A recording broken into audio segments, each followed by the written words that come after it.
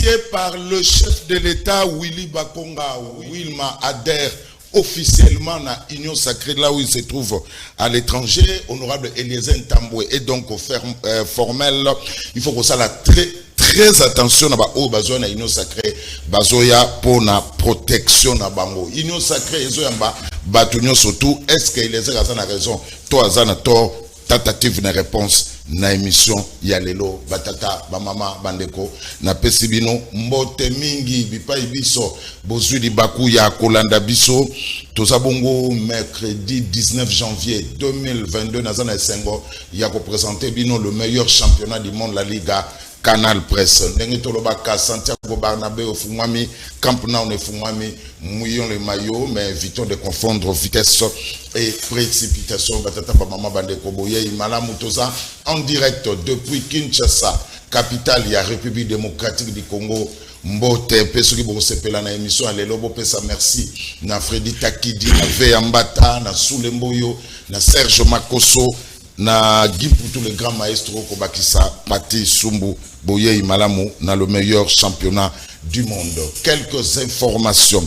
Le chef de l'État Félix Antoine Tshilombo Tshisekedi a procédé à Kilobi na palais du peuple na remise il y a 100 bus pour na transport ya ba étudiants et abongo société Trans Academia nde mutu e kosokipe nango tozongeli susu biloko ya kala ba étudiants bazongeli biloko ya kala ya Thompson. Donc 100 bus pour les étudiants, mais avant kotakuna il faut payer frais académiques na yo aux na carte na yo. Donc kosoko yo o carte non na porte et fungolo le porte au côté. Donc on est laxé aux en ordre ndenge au fouti frais académiques na yo. Si personne présumée auteur et assassinat, il y a ambassadeur, il y a Italie, bakanga ki bango pe ba présenter bango na ba autorité kuna na est de la République démocratique du Congo mingi pena na Kivu, et ils sont passés aux aveux. Donc bandimi makamu oyo ba salaki. Épisode ya Jean-Marc Kabundo et commencé Molaï bandeko batali démissionnera pas ba député national ya IDPS baza bongo catégorique. Pétition moko ezako se préparer contre Jean-Marc Kabundo Soki a sali rétropédalage. Donc Soki a lobby ka démissionner te ba que maman na pétition ezoko zelaye kuna. Donc ba député national ya IDPS sont donc catégoriques. D'après Prince en ligne opinion point info CD, le général Defao Matumona Bakokundaye samedi 22 janvier dans la nécropole entre terre et ciel. Donc plus question au Kunda général Defao na Inkisi Tonakisantu. Donc d'après opinion point info CD, le général Defao Bakokundaye c'est samedi na cimetière ya nécropole entre terre et ciel. Enfin en sport, 33e édition de la Coupe d'Afrique des Nations Cameroun 2022. Zako Ndongwana Sekondongwana Kuna Namboka ya Paul Biya Lobby. Très belle rencontre entre le Panthère du Gabon et les Lions d'Atlas. Il y a Maroc 2-1. Les Gabonais ont commencé par mener 1-0, 2 buts partout. Le Gabonais ont commencé par mener 1-0. Le Marocain ont égalisé. Gabonais battu 2-1. Et enfin, le latéral droit, il y a Paris Saint-Germain Hakimi qui a égalisé pour le Maroc. Donc le Maroc 7 points qualifiés pour les tours suivants. Le Gabon 5 points qualifiés. Île de Comores aussi, il sera récupéré comme meilleur troisième. Le Ghana, le Black Star du Ghana, battu par l'île de Comores 3-2, éliminé le Black Star du Ghana. Zimbabwe, la police qui Guinée, Conakry par 2-1. Le Sénégal, il y a Sadio Mané, 0 but partout contre une très belle équipe. Il y a Malawi, 0-0. Donc le Sénégal qualifié pour le tour suivant avec 5 points. La Guinée aussi qualifiée, deuxième avec 4 points. La Guinée, à Rokutanana, les étalons, il y a Burkina Faso, tour suivant. Et puis le Malawi récupéré comme troisième meilleur perdant. Le Zimbabwe plus bagage et Bazongi calmement na Harare. Donc éliminé. Lelo, et ça va continuer pour la 33e édition. Il y a Coupe d'Afrique des Nations Cameroun 2022 et aussi la finale des Abongo le 6 février. Mais boye que pour un tirage au sort, il y a un match à barrage. Là, les léopards sont donc concernés. Tirage au sort pour un match à barrage. Il y a qualification à Coupe du Monde Qatar novembre 2022. Et ça vont prévu pour ce samedi 22 janvier à Douala. Là, les léopards connaîtront leur adversaire au mois de mars pour un match aller et retour. Mais boye ndenge na zobeta c'était ata tirage au sort de Salami Atato Yebi, adversaire pour Betanaye, match aller au stade de Martyr, match retour na pays Oyo, Torokutana na Bango. Merci, Pébouye Imalam, voilà quelques informations glanées par-ci, par-là. Alors, Joseph Kachingulu, Azanabiso na plateau, Joseph Kachingulu na Pesio, Mbote Mingi. Mbote Kulutu Zulu, Mbote na Balandi Banso, Mbote pe na Bako de batteur. Merve na Yomoko, pour année auto monani na nuté, Merve pe na équipe technique nyonso, pe moi biscuit moke na osenga Kulutu, yali ya ko féliciter ba master na ngai, Dimi Kitenge, o abimi secrétaire national chargé des communications, secondé par Jean-Charles Tuben et Aristote Ngarim, na pesi bango bambote belé pe na ko pesa bango toli pro ba master. Beaucoup de responsabilité minene, vous devez être maintenant très cohérent dans la critique nabino, dans la analyse nabino, pour les loyaux, ceux qui ont lobby et aux allons engager PPRD. P ça isusu demi qui tenge ba courage belé, surtout y en a copé chez Toli. Quand on est dans l'opposition, on n'est pas là pour insulter, mais c'est pour faire les analyses critiques et rationnelles. Na pesi bango ba félicitations belé merci na belé sipe awawa na ebi un jour ba ko promouvoir ep afin d'entama po ba krangolo ba ko bima na PPRD ba jeune pe ba ko récupérer ba place mususu Yeli SID Martin Fayulu Mbote Mbote mingi ndeko Zulu pe na pesi Mbote na ba ko na biso na bana ya Kimbanteke bana ya Ferbois Pascal Ngamba Pont Masina Kimbanteke bon tokanisi boye moi biscuit moqué et pas na biso na Kimbanteke il y a un problème d'insécurité les lois avec Baoudjana côté Ngamba Pont Baoudjana côté Kimbanteke cimetière bongo bande komosusu lelo la police par contre se comporter de la même manière que Baoudjana toko senga na bandeko oyo bazali ko s'occuper na sécurité na biso na changu ba veiller pinzela ya mokaliti lelo oyo ezali ko bloquer misala ya sinele sala matin na Kibunda parce que nzela ezali ya kobeba toko senga na bakonzi ya mboka oyo ba ete nzela ya mokali vraiment de la braie sinele azali bloquer moyen asala mosala ya sous station Kibunda ezali te penzela ya Kimbanteke lolenge moko bandeko to telema pambate et si katovai na Kimbanteke vraiment les conditions ne sont pas bonnes. Voilà pourquoi nous demandons à ce que les autorités même de la ville de s'y impliquer. Pambate, Bana Ferbois, Bana Milangi, Ngambu Yapon, Kingasani, Kimbanteke ne sont pas d'accord. Les alliés communes, les alliés n'aba électeurs rebellés, car si dans vos projets la ville ne sait pas s'occuper de la commune. Merci. Charles Leguin, d'abord Mbote. Mbote Ndeko Zulu. Allez, 28, 29, 30, Pasteur Mukendi, croisement Itaga, food market, hein? Itaga, Willery, commune à Kinshasa, Balobi Akimi Chobez, Akimi Pullman, Aïkobata Manakin Food.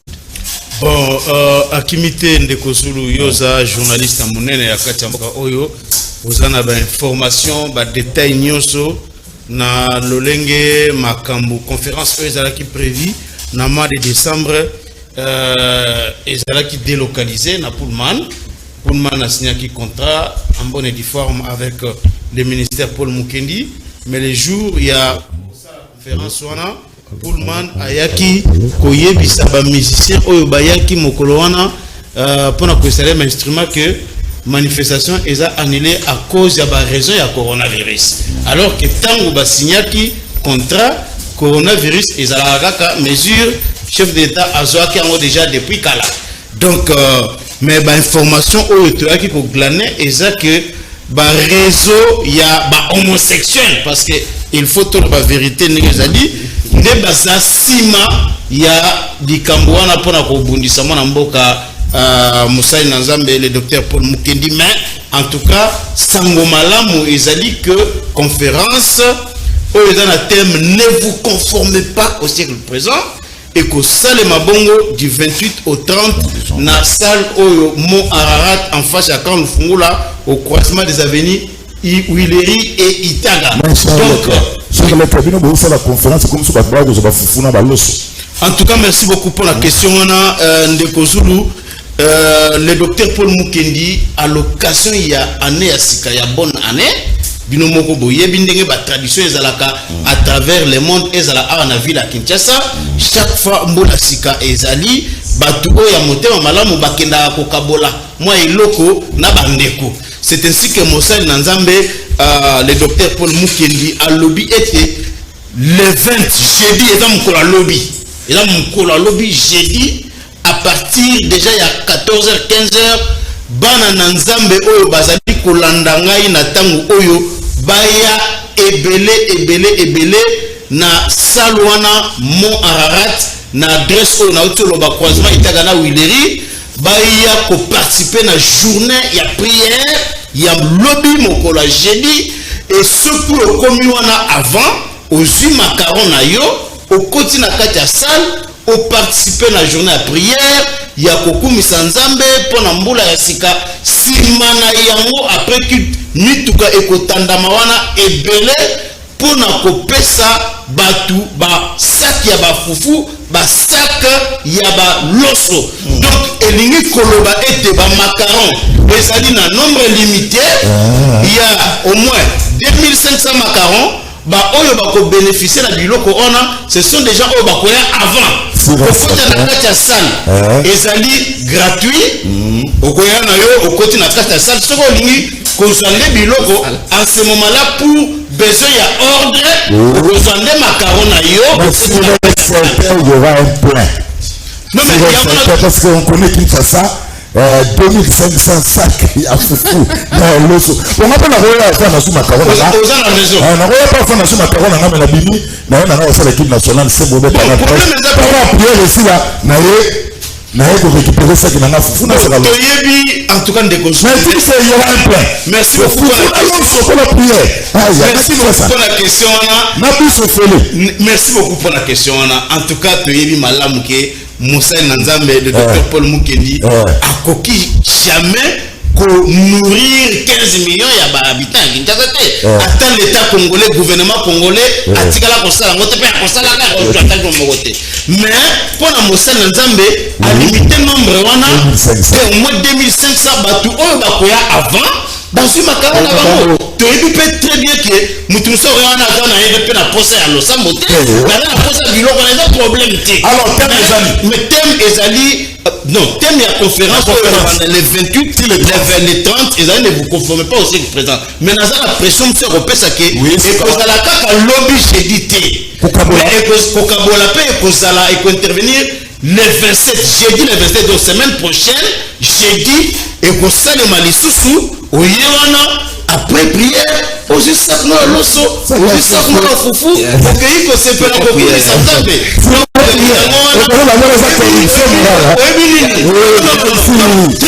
Question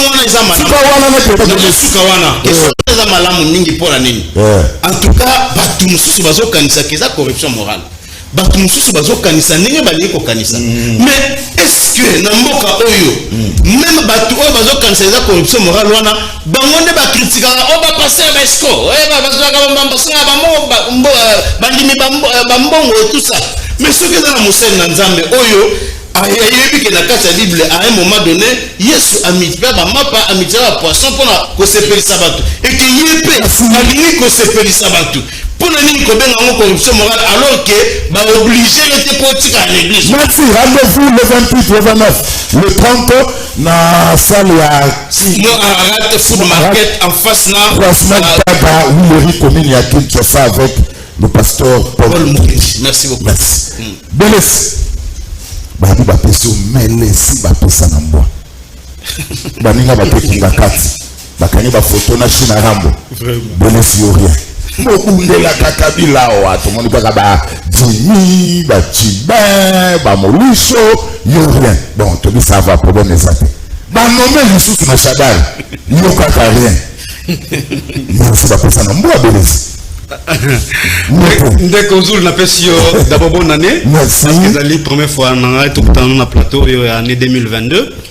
Na kolinga na pesa tous les staff pardon technique bonne année aussi. Ko pesa maestro Imoko Gimputu bonne année. C'est vrai que quelque chose posé on a ezabongote Ndeko Zulu. Déjà il faut reconnaître que nous allons quitter. Nous allons quitter Mobimbo, j'étais chez moi dans la province de la Nazakoya. Ndeko Zulu Nazakoya. C'est vrai que nous allons quitter d'abord, nous allons visiter base nangai na territoire nangai d'Isangui, na province de la Tchopo bien sûr. Alors Nazongi, c'est vrai que nos amis ont été reçus par le président honoraire et sénateur à vie Joseph Kabila. Mais je vais vous dire une chose, c'est que le président honoraire Joseph Kabila a de la considération pour tous les communicateurs qui ont été nommés par le secrétaire permanent, M. Emmanuel Ramal Chadari. Mais aussi, merci à Namboa. Non. C'est vrai que, mon cher ami, certains de nous ont été élevés à niveau de secrétaires nationaux. Mais cela ne veut pas dire que tout le monde seront, en tout cas, élevés au même moment. Ils ont les chances na bango. Et que les autres vont également.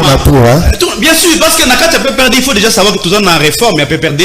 Nous allons identifier les fidèles au Batikali et Joseph Kabila, mais aussi il y a beaucoup de postes à pouvoir. Ils allaient vaca, ils allaient. Donc, nous allons continuer logique qu'on a nommé dans les différents postes et que je peux être aussi élevé dans la grade X ou Y. Cela n'est pas un problème, mais seulement je félicite également Baninga Oyo, Bazali élevé dans la fonction.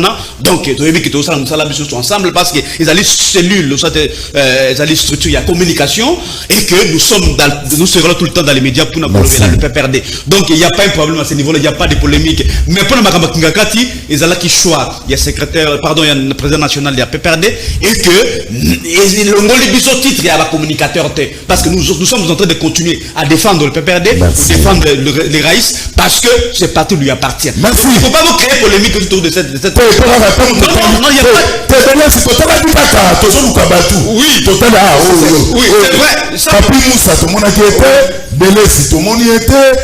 Benoît Yulama, tout le monde on se posait des questions. Ah oui, il n'y a pas de souci. Non, vous créez polémique, c'est une cuisine interne, tu as dit ton niveau interne. Ah, ça veut dire que la cuisine interne. Non, mais pourquoi quand on a vu sur la PPRD, ça vous intéresse autant? Nous vous disons qu'ils allaient dire quelles sont les disponibilités. Vous répondre avec PPRD, donc personnellement, je n'étais pas là. Merci. Peut-être sur la on allait m'appeler. Il y a plusieurs réseaux qui sont autour de ça. Mais la nomination, c'est pas ça le sujet. C'est pas ça le sujet. On a pas vu placé par le chef de l'État, enfin, Willy Bakonga adhère officiellement à l'Union sacrée. Et les États il y a pour la protection là-bas. Ndeko Zulu, je vous dis merci une fois pour la question où tu proposer. Mais déjà, dès le départ, il faut que non, Makamagno Sacré, on en a parlé de toutes les façons. Aussi, tout le monde que non, Union Sacrée, c'est un conglomérat d'opportunistes. Il y a une raison personnelle et mesquine à Bango. Parce que ce qui est une analyse sérieuse, mon cher ami, du point de vue construction, il y a Union Sacrée, vous allez vous rendre compte que non, il s'est posé beaucoup de violations de textes, mon cher ami.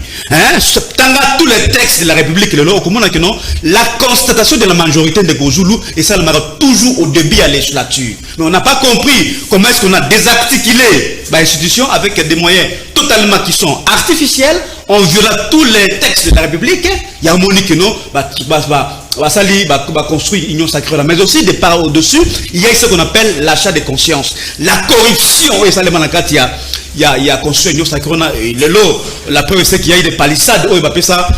Tous les députés aujourd'hui par rapport au travail qui a été fait pendant la construction de Union Sacrée. Donc, c'est pour le que ce qui est le Union Sacrée, ça ne me surprend pas. D'ailleurs, pour nous, le PPRD, ça nous réjouit. Parce que nous sommes en train, justement, comme on l'a dit, non. En tout cas, les gens étaient venus dans le PPRD et non dans une politique qui a conviction. Qui pour l'intérêt personnel et mesquin à Bango. Surtout que non, le PPRD a été conçu dans le pouvoir, donc on a pour associer les mamelles. Mais seulement, moi je vais interpeller parce que les gens des unions sacrées, ils sont tout joyeux, tout contents. Bon, peut-être Eliezer, il dénonce cela parce que les gens viennent justement là-bas pour une raison, ou tu connais une raison personnelle, soit pour comment se protéger. Mais déjà, du point de vue vision, du point de vue programme, mon cher ami, l'union sacrée n'en a pas. Donc il y a d'autres gens qui n'ont pas parce que surtout que l'union sacrée, ils allaient pour un intérêt, poste. C'est ça la vérité, mon cher ami. On peut tout dire automatiquement, comme descendre, l'union sacrée. Toi, ça travailler pour la conviction vraiment. Parce que tant que l'union sacrée fonctionne, il y a des ordres organisés dans l'union sacrée, mon cher ami Zolo. Même il y a des programmes, normalement, à ce que tu as dit, article 91 de la Constitution, au moins, le but clairement que la politique de la nation d'aller discuter, soit défendue, j'allais dire, en concertation entre le président de la République et le Premier ministre. Mais au moment il y a des programmes, il y a des projets qui échappent même dans le gouvernement. Il y a des projets qui sont pilotés dans la présidence république. Et pourtant, du point de vue des textes, chaque ministre, chaque chef de département, au moins, conseiller la commune pour gérer le projet. C'est un désordre, mon cher ami. C'est pour vous dire que nous avons justement pour notre intérêt, mais ce qui est personnel, mais seulement nous disons au peuple que non, vous comprenez comment est-ce que l'union fonctionne, l'union sacrée fonctionner. Et que en 2023, donc, parce que nous espérons que l'élection est en 2023, parce que nous voulons justement que non, cette gestion est à la sanctionner sévèrement, pas le peuple, parce que déjà du point de vue gestion de la République, mon cher ami, l'union sacrée, particulièrement l'UDPS a déjà démontré la limite naïe. Donc, le peuple a déjà 2023 à l'après, pour la cour, à toi Kolongola, et cette incompétence que nous avons constatée, en tout cas, dans tous les domaines de la vie nationale. Merci. Joseph Kajingulo, enfin, il y a comment on a que l'union sacrée de devenir blanche. C'est dit. Comment expliquer Willy Bakonga doit adhérer officiellement à l'union sacrée? Après, d'abord, Kolongola est en prison. Il fallait que tout le monde s'y aille, ça. IGF, à Katalaki et Masolo, parce que Momo, il y a 4 cinéma, il fallait comment on en a fait. Mais Lélo, il adhère officiellement à l'union sacrée. Donc ça devient une blanche série. Joseph Kajingulo. Koulout, merci. Mon frère Belesike, nomination et la question à confiance n'est en fait pas. Nakati PP de ma douceuse a déjà ébélé. Rejoignez moi poste nayo, sois calme. Bakiti baki na communication peut-être yoko kende na finance. Atane bomi ko gérer ba finance abambo nyoso bako yekola na kingakati. Ça sera avantageux. Pour la union sacrée Kouloutu, en matière de leadership, il y a un principe. On fait la route avec celui qui accepte ta vision et ta façon de faire. Après, ça va détourner. Je suis en train de venir. Moi, je donne le principe, je vais citer sur l'aspect politique. Voilà. Tant que tu as dit leadership, tant que tu as une émission, il y a l'hypothèse que tu es le meilleur animateur à une émission, à un débat politique. Communication horizontale, vous trouvez que vous êtes parmi les meilleurs. Je te cite en Obeng, Sakabiso, comme on attend à Batongo Boye, je suis éprouvé au Moninaye. Voilà. Alors c'est comme ça que Babakonga Batouban Subino Bolobeka Babakonga ba ebeliti. Bo bazaka na union sacrée disons na FCC bakoti na union sacrée. Mais biso na kati union sacrée taninge bakoya. Bébé que le principe est différent na Eskabauti. Eskabauti à la quête Oyibi qui était DG Lobby qui devient ministre. Awa oye okokuta na bateti ba Joseph Kajingulu ba Medal Kankolongo ba Junior Bakokela. Oyibi toleki na medem somoko to betio face à face tolebele ozambo yibi place wana ozolonga okokate longwa. C'est la seule différence. Cela veut dire okokota na union sacrée tu es to lengoli yote. Parce que nous au sein de l'union sacrée, rappelez-vous, quand le chef de l'État est situé il a qui courant de pensée pour une gouvernance ou rencontrer désirata ya ba peuple ba difficulté ya ba peuple ce qu'on va to ba kokota lelo voilà ce que place ce que ça la biso moi mabe alini bondimeli qui leadership ya chef boye OK maintenant place bo utaki eloko nini bo sala kité o boya ko sala lelo ose ya union sacrée. C'est la question fondamentale qu'il faut se poser parce que yamona no bakatango yiso peuple na biso. Nous devons avoir le sens ya co-responsabiliser mutunyoso par rapport à la fonction naie. Au commune par exemple de Kozona Lobakango Tango ici. Un chef de quartier a échoué mission naie, bakoloba président de la République. Yamon a signé exemple na ponanini. Tolobaka Tango Yusuf Kabila a Kakemi a échoué pendant 18 ans. C'est pour autant dire que Kabila était lui-même président, lui-même premier ministre, lui-même ministre sectoriel, lui-même DG. Non, c'est pour dire Kabila Zaki na batoyo, Bazaki ba responsable na ba différents sous-secteurs. Si nous disons que Kabila a échoué, cela veut dire il a échoué avec tout celui qui était avec lui. Bah il bon Zaki Simajos Kabila, bah Kakemi pendant 18 ans. C'est une grosse erreur. On a biso ba Congolais, surtout Kabila a échoué, tout le monde a Kabila est mort. Non, les lots oyo. Je te donne un fait. Au sein de l'Union sacrée, vous avez monsieur comme Moïse Katumbi et sa bande. Azana ministère Minene, vous avez monsieur comme Okende, vous avez le Tundula, vous avez Christian Moano, Mwindo Zang, Christian Moano parce que je les trouve, c'est un monsieur rationnel.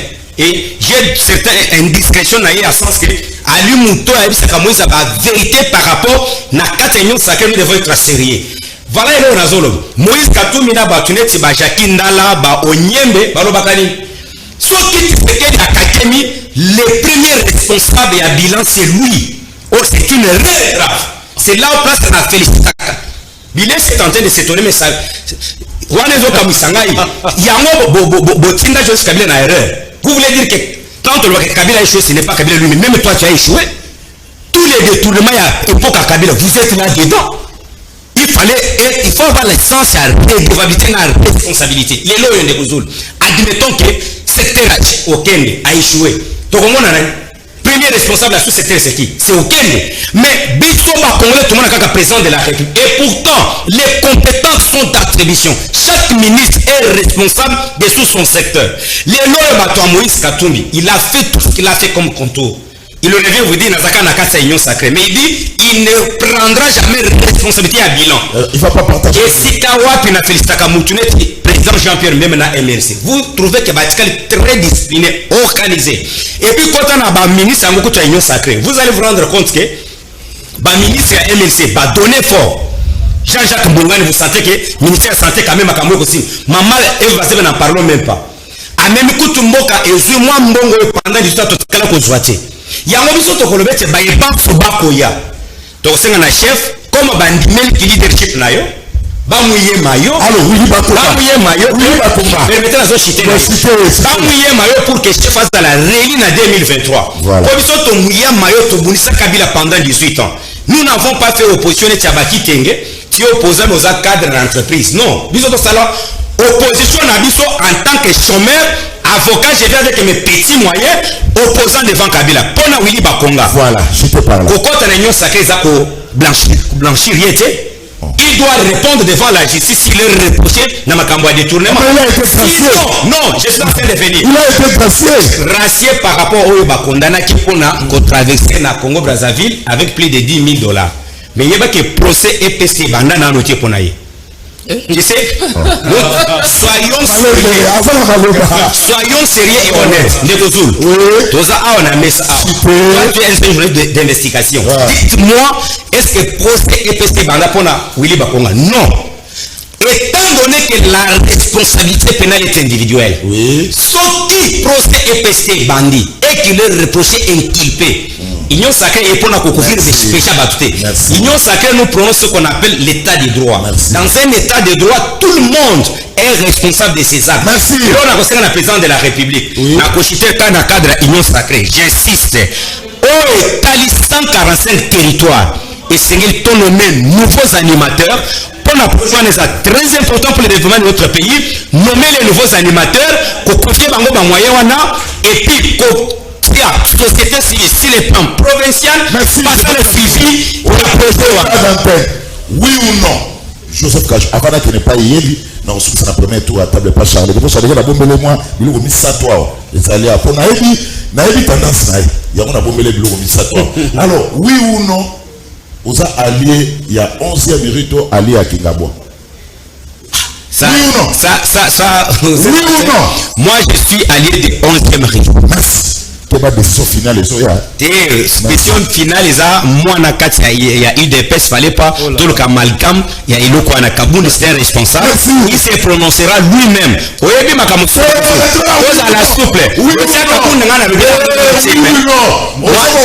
je suis c'est ça na 11e métier.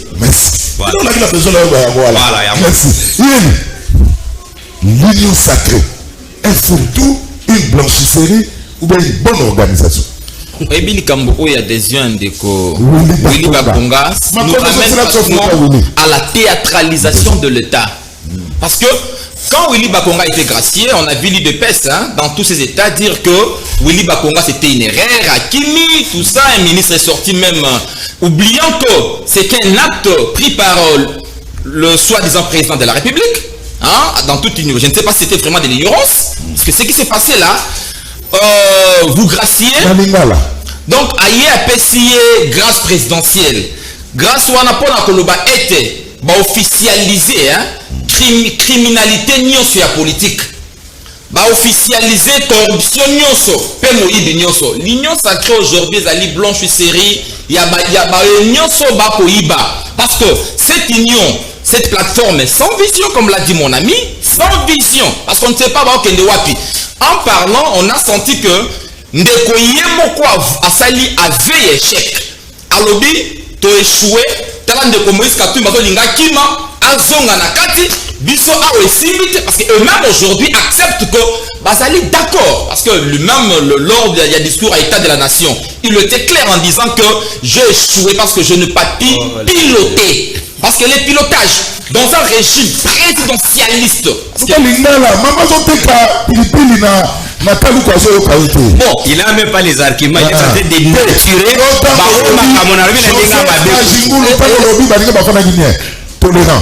Nakati ya régime oyo bokonzi nyonso to ka personnalisation ya bokonzi pa ya moto moko, le chef de l'État ndenga président ka conseil de ministre. Ndenge orientaka les actions sectorielles à ministre, il est responsable aussi à pilotage. Le fait d'accepter que tu échoué, il était clair. Et accueillir mon route plus loin le bimbo ici et même ici Koufanengo, ngaïne moto na enterrer yango. Il était clair lui-même. Il a dit na enterrer mboka. Les lots partout nous passons, les gens chantent kaka. Mboka si Koufa, mboka si bantera, mboka Koufinenge nini. Baye bakamati matela financier na 100 jours. Babousier yango. Basombi mapango nyonso alimete. Baye lelo oyo, balancer chichi les genoux. Sans trou de projet. Oh, bah, il y a des sikabako kendete, manque de vision, ils se sont rendus compte que tout le monde Moïse Katumbi a dit que Moïse Katumbi Okozongawa. Maintenant, on va parler comme la responsabilité. Le premier responsable, les Ali Bango Bato limité. Moïse Katumbi Bango tout ça, en partie responsable, Kassi. Le Lomboka, Oyo, comment on a Willy Bakonga, ce n'est que normal. Et ça là, tu peux être dans la Wilma, to salikop, il y a quoi, gratuité. Tout d'abord, nous avons une copie de Makambo ya Covid. Na petit nangai eteni peut-être benanan Wilma dena mikili tamo kozonga. Nous na boule ba chinois. Sur la minute Wilma sali ni taille koki a fazonga parce que Makambo koki. Nene pas zonga wa. Parce que Wilma bénéficie bango moko batinda ya bima. Parce que tout le service était déjà instruit que Wilma kende. Wilma za kozonga pour nous démontrer que ce régime il n'y a pas de leadership aujourd'hui. Le leadership est vraiment inefficace. Nous parlons du leadership là où il y a une vision. Mais comment visionnalité? Visionnalité, on comprend lorsque besoin de pouvoir en okaka na balabala bolokoti yango bongo. Sur tout le plan. Tokamati et le ma gratuité de l'enseignement, Tokamati Covid, Tokamati tout le secteur social aujourd'hui au rouge, rien ne marche. Ndenga bazali wana tanga 2023. Donc il faut bien que le mbongo électricité. Mbongo électricité. Papa, dans tous les états majeurs il y a ma parti politique.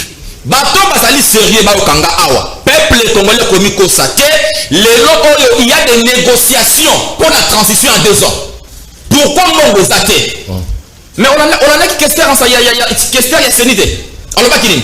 Alors bien y Mongo Zate. Ba tergiversé, c'était un message pour dire que nous voulons une transition. Pendant que dans leur discours, matériel financier, pas d'amélioration sur le plan social là-bas.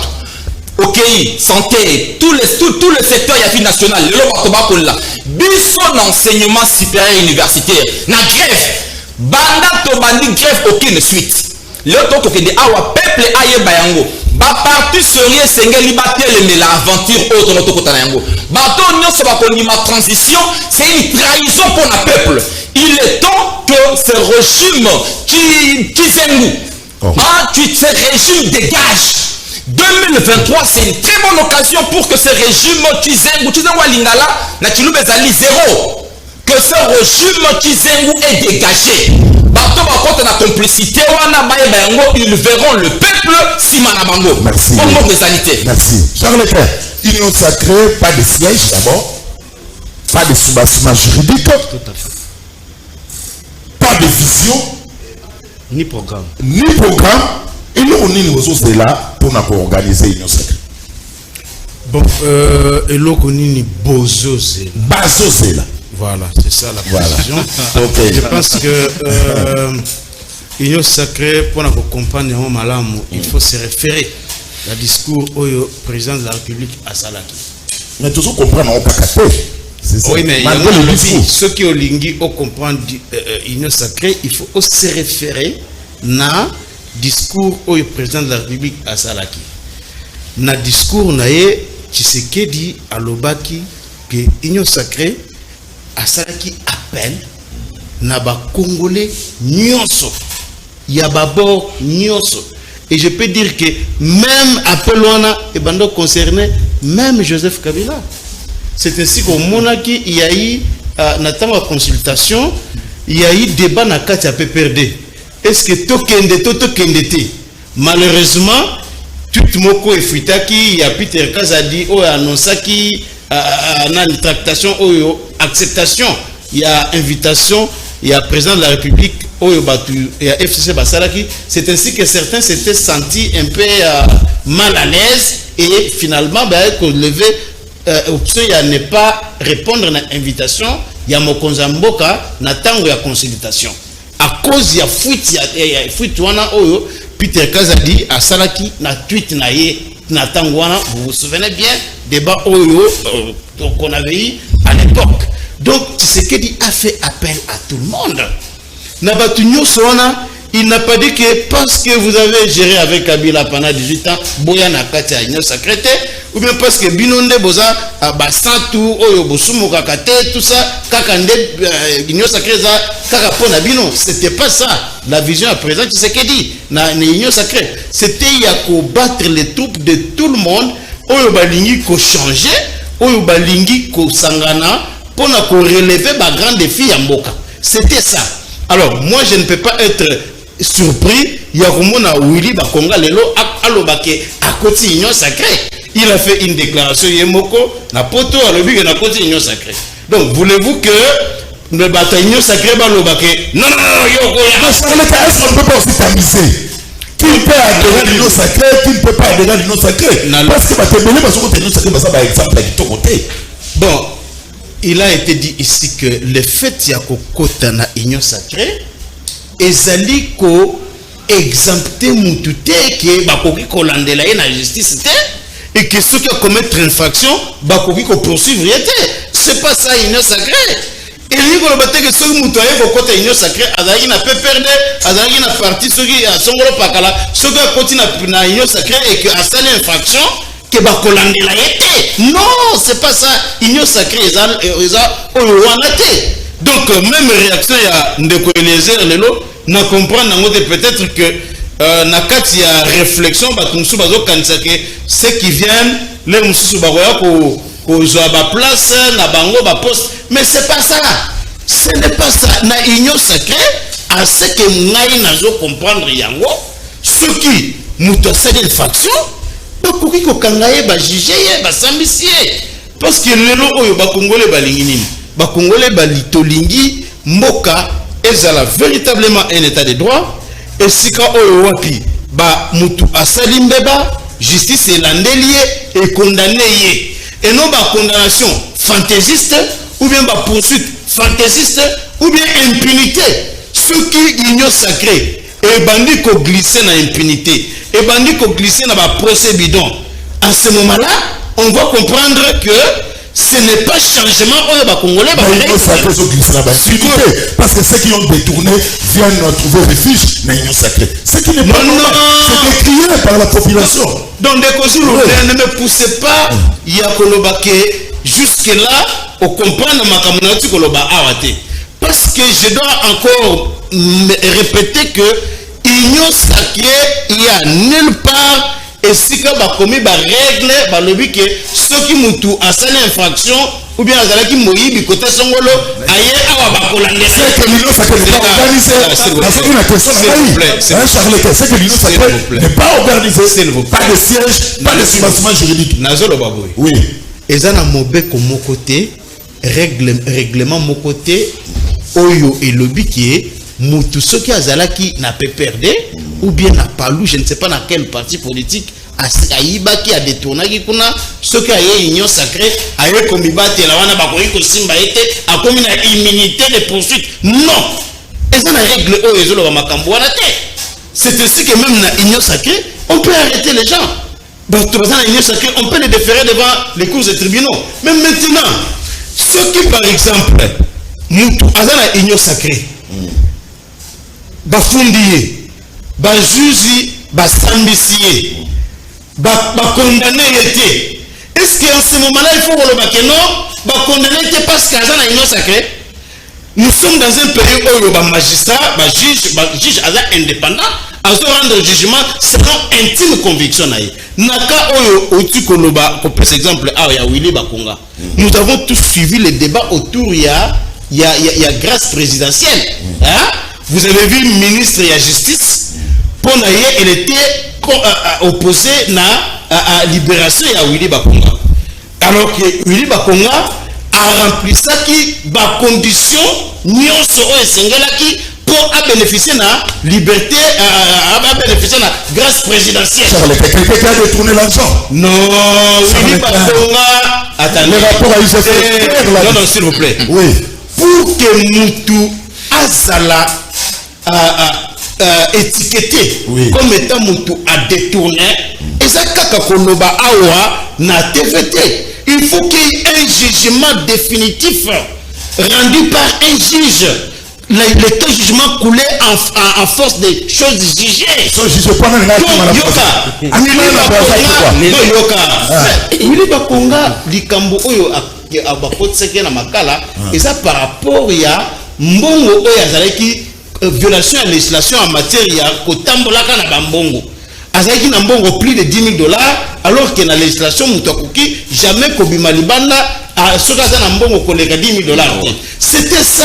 Et nani wana a purgé déjà une partie à peine naïe azalaki éligible à la grâce présidentielle. Mais vous avez suivi tous les débats qu'il y a eu entre procureur après la cour d'appel à Kinshasa oyo a côté qui Willy Bakonga na liste ya oyo bénéficiaire qui na grâce présidentielle, alors que selon le ministre de la justice à Lobaki que comme il était condamné dans la cour de cassation, il fallait que ce soit le procureur près à la cour de cassation Moutou Akosala que Willy Bakonga a l'analyste Yabato va bénéficier de la grâce présidentielle totée. C'était ça le débat technique entre juristes. Donc, mais apparemment, on a le lobby.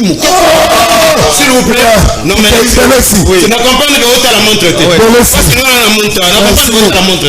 L'appel est concernant Joseph Kabila. Charles Kaouto le Bango, et puis de deux, il faut enchaîner. Une année parce que année 2022, année 2023, et ça année moko et Bandelone, et ça année moko électorale. Qu'est-ce que la population est couru pour attendre dans l'union sacrée? Deux questions. Ndeko Zulu na question une fois comme merci na malbo tu kopé sangai, mais avant de répondre na mutuna na yo na kolinga d'abord na répondre ndeko nanga Kajungulu parce que en mon discours na bango mon cher ami ils avaient 18 ans. Ce qu'on avait 18 ans, c'est un discours mon cher ami. Oui, mon cher ami Kajungulu, le peuple n'a plus besoin de ces discours-là. Parce que vous avez été élu pour exécuter votre programme. C'est important. D'ailleurs, parmi les systèmes politiques que nous avons appris à l'université, le système démocratique reste le moins mauvais. Parce que le système permet à ce que Baimboka Bazarna Pifo. yako pona bato oyo bazali capable ya ko diriger mboka yango dans une décision ya partage ya bilan parce que bango bazomona Moïse Katumbi le président de la République a été élu au suffrage universel direct donc c'est lui le premier responsable parce qu'on dit qu'il n'y a pas de mauvaises troupes il y a que de mauvais chefs. Ok, dans le principe, mon cher ami, le président doit répondre. Moïse Katumbi n'a pas été élu pour. Ah, pardon? Lingala. Non, oui, pardon. Moïse Katumbi n'a pas pour la solution pour la population. Non, c'est Félix Tshisekedi de Mokuzamboka. Il y a une azala qui a pour trouver la solution la population, la solution pour la population. Mais là, je me dis la justice, il détournement. Mais c'est que nous sommes en train de constater que nous avons et ça dit en français une justice spectacle. Parce que tout ça, on a un bilan. Il y a tout le monde qui a procès à 100 jours. Tous sont dehors, presque. Les autres, ils sont tous dehors. Donc, cela veut dire tout simplement que non. Ici, on est en face d'une justice qui trompe-l'œil. Ça les locaux pour que il y ait un état de droit et puis après, on fait passer. Donc, et des deux. Mon ami ici en face à côté de lui, Makambo Mbokekufa. C'est un discours extrêmement grave, mon cher ami Ezoul, parce que le président de la République ne peut pas susciter un désespoir dans Katia Baimboka, mon cher ami. Parce que ce discours-là a jeté un discrédit là-bas, un désespoir dans Katia Baimboka. Et pourtant, lui, il a été élu pour la solution pour la population. Mais comment il y a alors discours bongo? Il y a ce que maman a été capable pendant Tongo à 4h du matin. Alors qu'il ne peut pas papa a été capable d'imboka. L'espoir que l'homme va changer. Bambila tout le monde a ma mémilinga la mania. Oh bata, bazo gobunda que non. Le bonga. Mais bateau va le vendre ici lui monsieur de l'État dit ce genre de propos. On a eu ça qui est une fois peut-être dans plateau sous attanga un ouvrage oyo deux jours c'est français comment Gérard David na Fabrice l'homme. Intitulé lobby, un président ne devrait pas dire ça. Parce que toute parole qui sort de la bouche de Mokuzambo Kabuchami, ils ont la conséquence n'ango. Les lots discours dans la société, dans la il y a pas une boque qui est boque chez Koufa. Mouta va poser acte moko boita aboki bouton dans zela. Oui c'est que non, mon cher va ça la boita. Moi c'est Koufa. Et là va oui ça. Vous voyez mon cher ami que les lots il y a plein d'espoir dans la Baimboka. Mon cher ami, appelle à Mokuzamboka. Sauf que je comme il était concerné. Oui. Non, je ne peux pas être concerné dans une illégalité, mon cher ami. Parce que là où tu dois dire alors que non, ce qui a été fait dès lors de la construction, il y a une sacrée, ils sont là qui en violation totale de ma principe. Dans la juridiction de Gonangaï Kajumulu, est-ce qu'il peut me dire une disposition et d'aller pour permettre à ce que, au cours d'une législature, mon cher ami, transfert va changer majorité dans Katuana. Pendant la législature. Non. Et dans le cas après les élections, il y a une majorité au Namoto à Lingui. C'est-à-dire, règlement politique, donc c'est le peuple qui avait donné cette majorité dans la FCC. Mais comment expliquer, mon cher ami, pendant, au cours d'une législature, tu as assisté à une nouvelle majorité. Le président ne pouvait pas être concerné dans cette illégalité parce que nous sommes, mon cher ami, dans un état démocratique. Un état démocratique suppose respect à ma texte. Un état de droit, l'état de droit. L'état de droit suppose, mon cher ami, le respect des textes. Donc, aussitôt que tout le monde a cadre respect des textes, donc nous tombons dans la dictature. Parce que la dictature suppose la volonté. Non, pas ça. La volonté d'un certain individu, d'un certain homme. Et c'est ça que nous sommes en train de voir aujourd'hui. Mon cher ami, 2022, c'est ce qui est c'est que le peuple ne devait rien s'attendre. Parce que déjà, du point de vue, la condition de vie, mon cher ami, la misère, la pauvreté, mon cher ami, il n'y a pas un espoir. D'ailleurs, bien au contraire, le chef d'État a créé un désespoir. Merci. Nous tenons à ce grâce à mon cher ami, nous tenons à ce que l'élection est organisée dans 2023 pour que tout bouteille dehors, ce régime qui a déjà démontré sa limite. Merci. Êtes-vous conscient? Que vous avez échoué. Êtes-vous conscient? Moi, purification scientifique, au lieu de se distraire, Lukabo s'organiser. Je vous donne un fait. Mozito a dribblé lui déjà dans la plénière à Séni. La plateforme aussi à FCC. Ba dribblé du nom Didi Manara, Bakuna, Naba AG Mateo. C'est pour vous dire, vous l'expliquez, la première des choses fallait, tant que vous avez la télévision, avant Banda Maloba, olobi na pesi Moïse Katumbi Matondo, Jean-Pierre Mbemba Matondo pour bakomisa qui sont na deuxième position. Si vous n'avez pas cette reconnaissance, je vous donne maintenant ma main à couper. En 2023, vous n'aurez même pas dit député. Vous décidez. Parce qu'aujourd'hui, vous en avez 6 heures. Comment pas? Vous attendez, dynamique de l'opposition. Vital Kamere, Bababani. Vous avez combien de députés? Botika distraction. Et puis, il fallait être en train de vous rouler. Ameka Kotia Kamwa Bureau na Croix-Rouge pembeni ya Kasaya wak. Et ça là des semaines était commis shop qui anime. C'est pour dire cherchez à vous organiser. Bon vous avez tout na Moïse té, vous avez Jean-Pierre Mbemba di sous té. Parce que vous êtes les incrats, vous n'avez même pas reconnu que Batouana basunga kabino. Mais je te donne une autre information. Moïse Toné Tokolo Baboya sa lobi na Batounaye. Il est en train de préparer retraite naye. Il a déjà mon troisième âge, non? À Kokokalisto à ta opposition.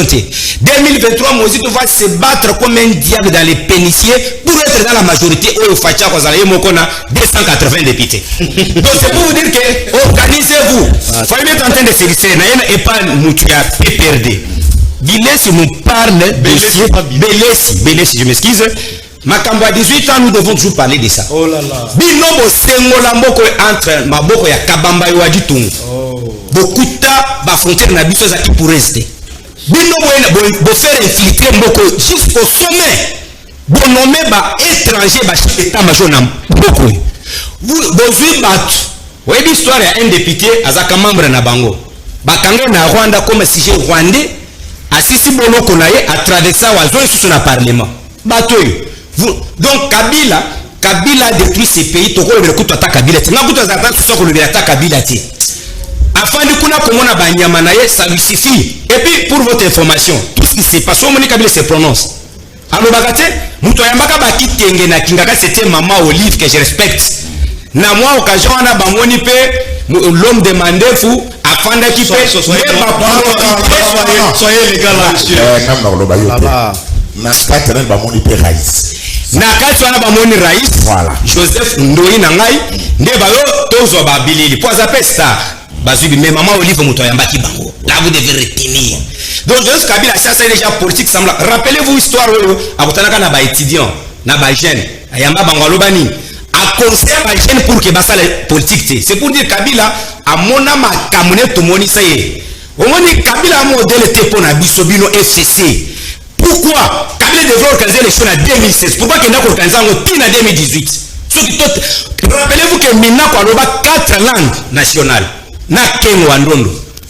Wana tamba lingi ba conditionner l'élection à un recensement préalable. Article 8 alinéa 3. Totelemela bato bazonga sema. Les lots ont des Kozulu. Oui, Joseph Kajingulu. FCC, je vous donne un fait. Alors dit que je suis un juriste. Oui. Les procès locaux nous disaient nous ceci. Les droits ne logent pas dans les principes. Les droits logent dans les feelings, les exceptions. Oui. L'exception voudrait que, oui, au jour d'aujourd'hui, Didi Manara, H. Matembo, Bana reçoit Kokote du roi Seni, au nom de l'exception, toutes les plateformes au sein de FCC, aux opposition, et côté à bâtonneau de l'opposition, au sein du roi Seni. Question. Au contraire, il fallait Naye et pas mon frère Charlequin. Makamoti koloba ya union sacrée toloba bieke bato soki bandime leadership fachi beton tokobo ya tie mais il faut que bato banso population inaki lobby likolo ya mauvaise gestion na bango quand ils sont en train d'entrer dans union sacrée bako construire union sacrée ne tiro moko pamba et pourtant c'est l'état construit union sacrée pour qu'il y ait la gestion autrement gestion ya proximité o eza ko rencontrer des irata ya population ndeko zulu nana ko senga boy bakota na union sacrée d'accord mais mutu nyuso za dossier na justice bakanga ye et puis je m'excuse de le dire je me rends compte que c'est comme si bako sala musala kaka ndenge biso to ko lokata na kata union sacrée bisotan quand on nous apprenait le droit pénal balobaki na biso ke un magistrat zaneti mwa zolo na ye soki a soupçon ya détournement concussion corruption il doit se saisir d'office. Mais comment les gens comment on a balobi makambo ba 14 millions en Mbujumayi? Voilà, c'est ce que nous appelons la réelle politique. C'est ça la quintessence, la ratio légis union sacrée. Cela veut dire dénoncer même bateau bozana bango. Si vous donnez tout ça matin de Kozulu. voilà les loyo ba indien ba ko futa ba congolais na zandawa ba $50. C'est ça Moussala Bitonyo ça qu'il fallait tout ça là. Tout ce qu'on a condamné chez Kabila, nous devons corriger. Et là, on dit que la population renouvelée confiance dans l'union sacrée en 2023. En 2023, na une minute. Et là, les actions visibles. Les loyaux boyés, les Kosoul. Et parce que tu récupères 4 millions d'enfants au banda qui est de classe T. Les loyaux, démocratie implanté, mucho soit kolobandenge à Kolinga. Les loyaux n'engagent pas kolobanayo boyé. Et ça n'a pas infrastructure balancée déjà misali kosale mandenge et longoband. Les loyaux, promesse, ça c'est fait.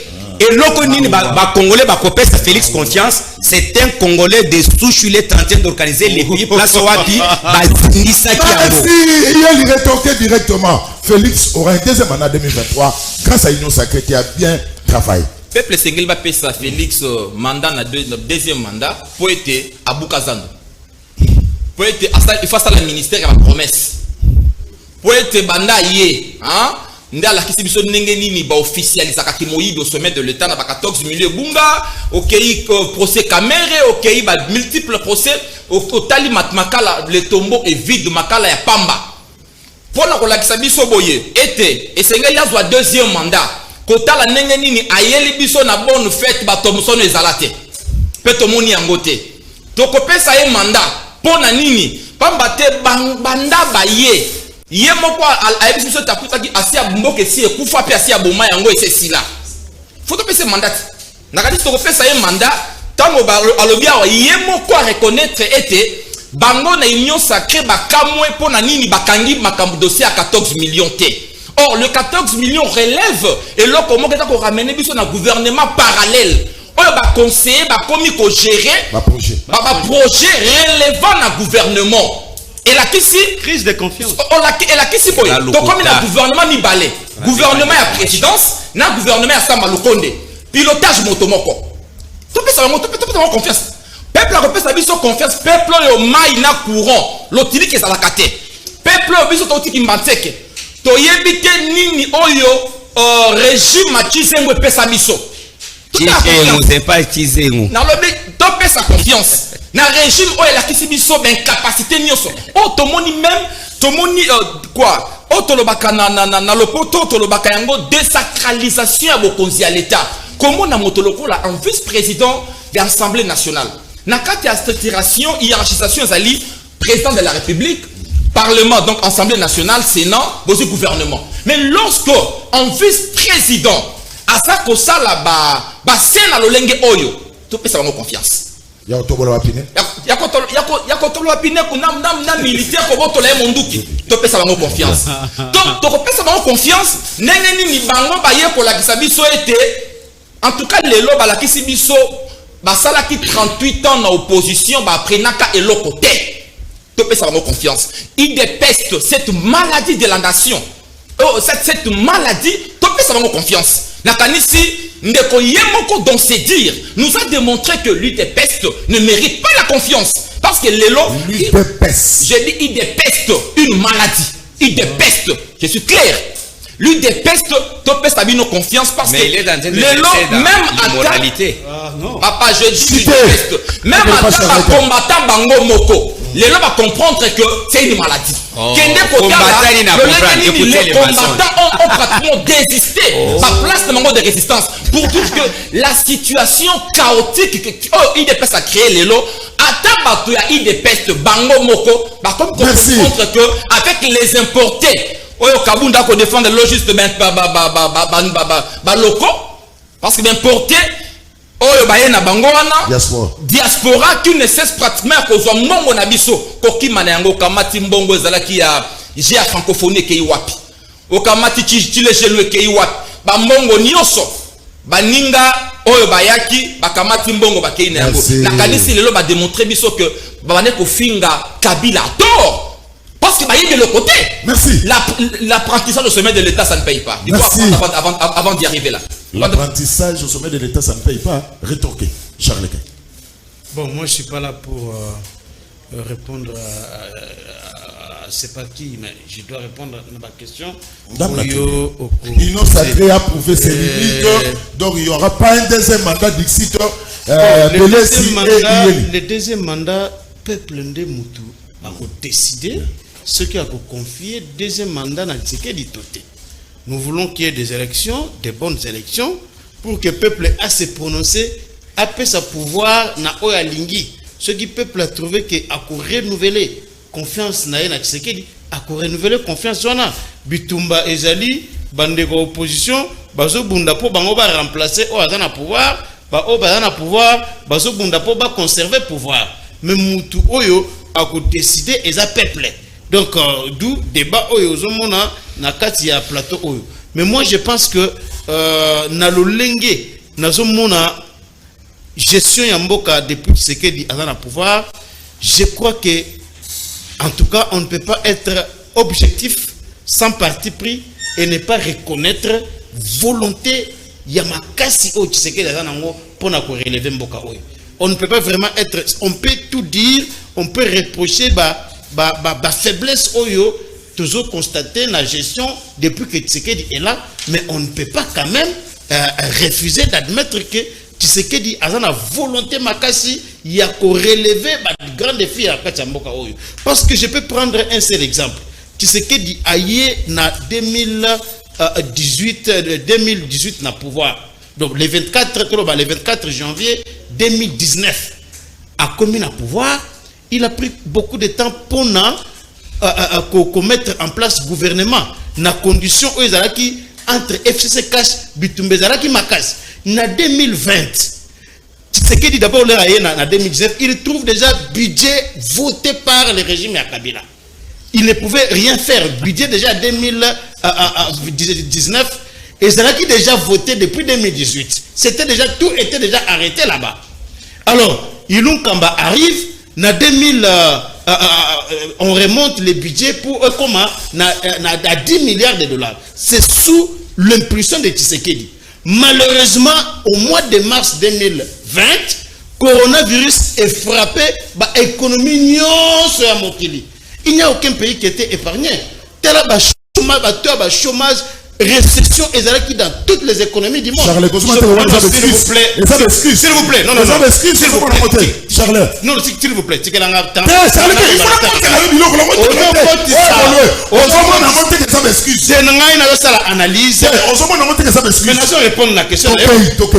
Voilà. En 2020. Ba économie nyon sur mokili est paralysée au côté tangela gomba économie moko ya monde qui touché na coronavirus toutes les économies mais la même la Chine même la Chine oui. Et la seule année où Tshisekedi a travaillé sans que azwa ba kokoso ya ba kuba na ba FCC tout ça et là 2021. Mais qu'est-ce qui arrive en 2021 tant que Tshisekedi a retrouvé pouvoir na Enyonso, a retrouvé contrôle initiative à Makambutu, budget Oyezalaki a 6 milliards de dollars, gouvernement Yassama Lukonde a atteindre 6 milliards et a dépassé Yango.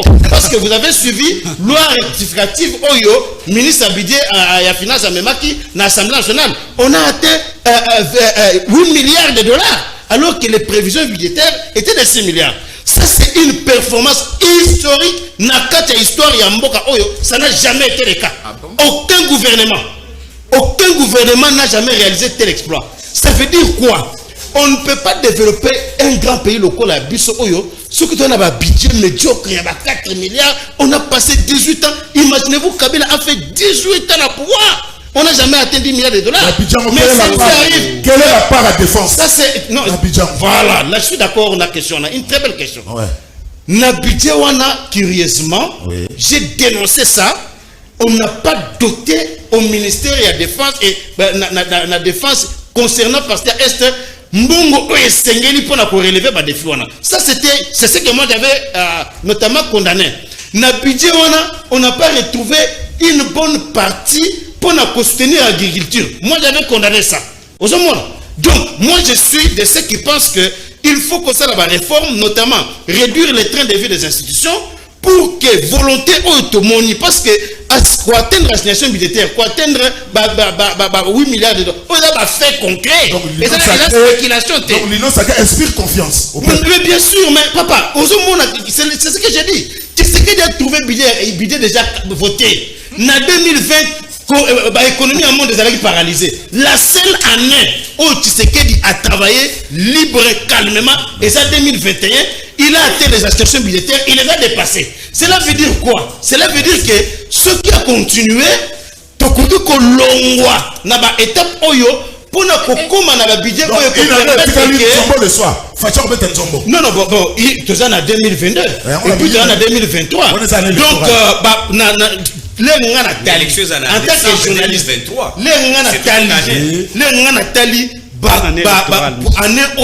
tout ce qui est prévu, en tout cas, nous avons espoir que au cours il y aura beaucoup de choses qui vont se faire. Merci Charles-Leclerc. 30 secondes. Tolingi toyeba yango union sacrée, soki mutalamuki a commis union sacrée ou comment penani azali ko diriger union sacrée. Kitano lumsapi. Président azozo ba décision kasi na terrain zéro, surtout côté transport et l'autre côté. Ba chauffeur bazo matisa ndenge balingi pe ba demi terrain. Yebisa Charles-Leclerc. Soki moye ezali pasteur azwa biloko wana akende kopesa yango na Goma. Kuna ba sinistre bazali ko. Très bien. En tout cas, c'est une très belle occasion. Le pasteur na programme naie à Kostambola na ba province ndenge na ndenge a visiter ndenge na ndenge. Azolo ba likambo moko et son contraire. Na yango yemoko ayaki awana lika atema kelele pona biloko ya kolia na bonane wapi yango.